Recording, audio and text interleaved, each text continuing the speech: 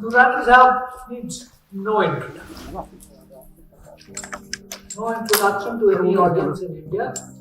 I dare say to any audience anywhere in the world. At least that segment of the audience that can read his writings principally in English.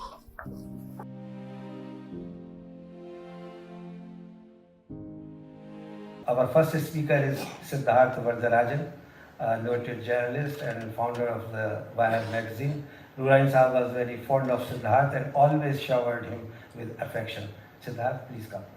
Thank you very much, Kurman, esteemed guests on the panel, and friends and fellow admirers of Ghafoor Bhai, A.G. Noorani Sahab. Whichever name or identity or you knew him by, what is unmistakable is that for an astonishingly long period of perhaps 7 decades,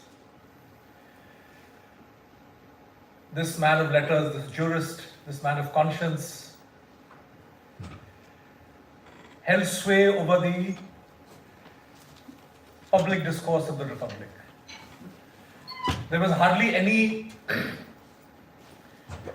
event of import, whether in the realm of constitutional matters, domestic politics, foreign policy, or on the international stage,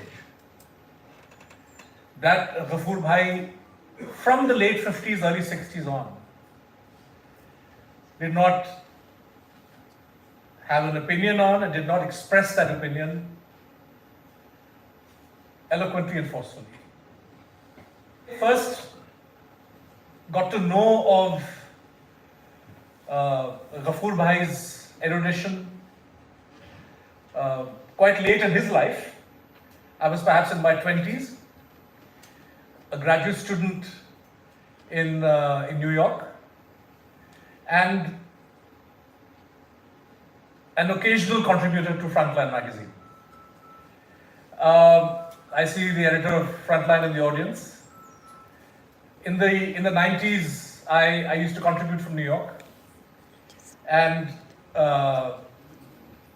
in those days there was of course no email or there was you submitted your copy by fax, and if there were corrections, they were communicated back, and the editor would tell you that your piece is going or not. And of course, the moment of anxiety once the fax went was to then wait with bated breath for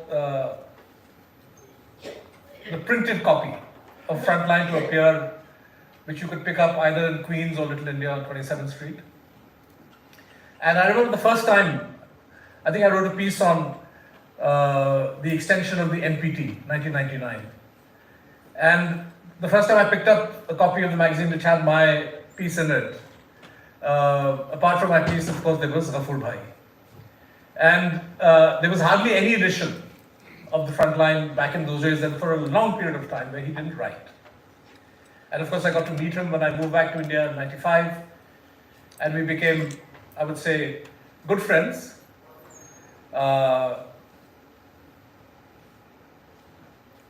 We discussed many matters of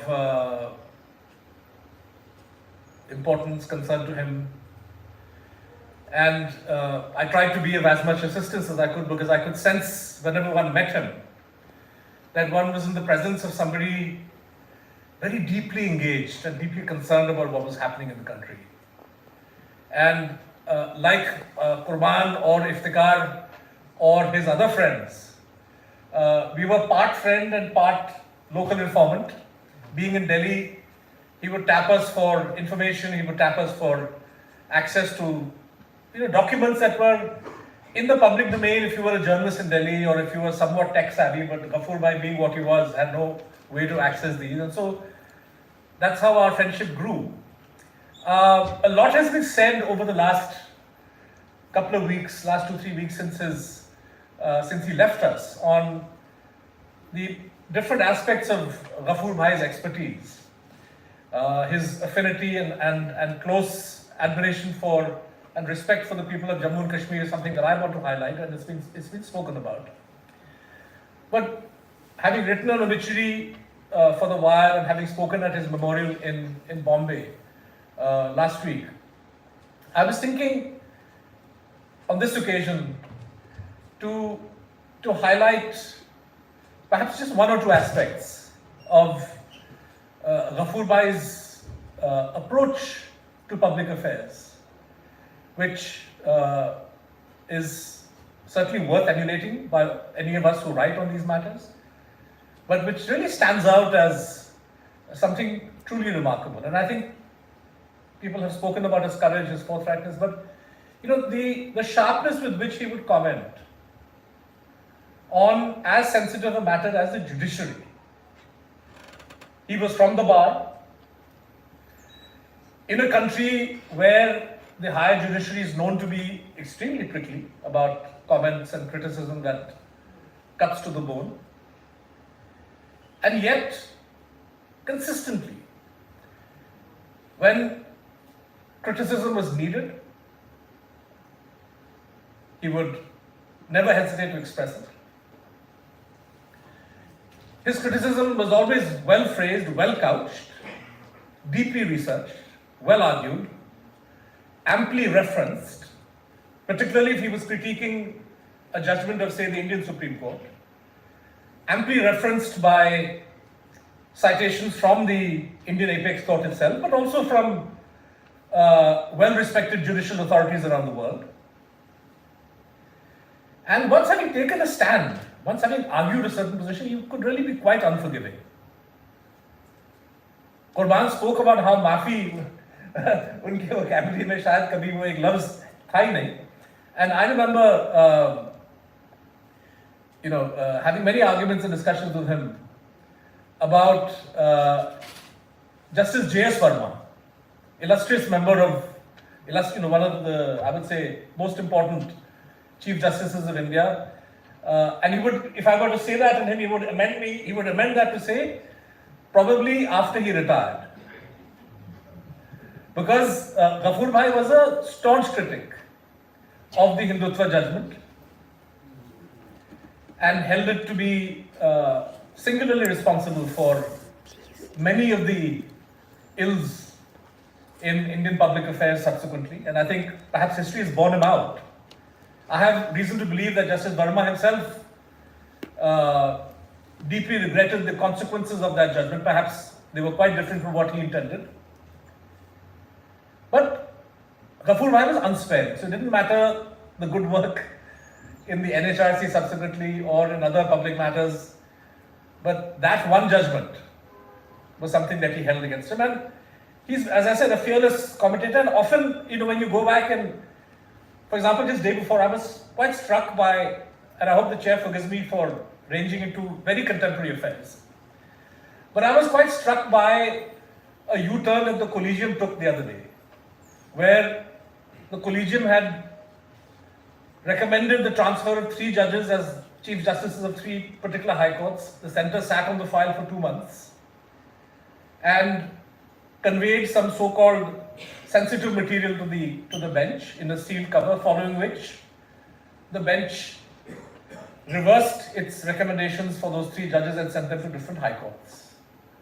In the life of the court, this may be a very small episode, but it goes to the heart of Ghafoor Bhai's sense of dissatisfaction with the way in which the judiciary functions and the way in which judges are appointed and the way in which the collegium functions. And he was, of course, a critic of efforts by the executive to reform the system of judicial appointments in a self-serving way.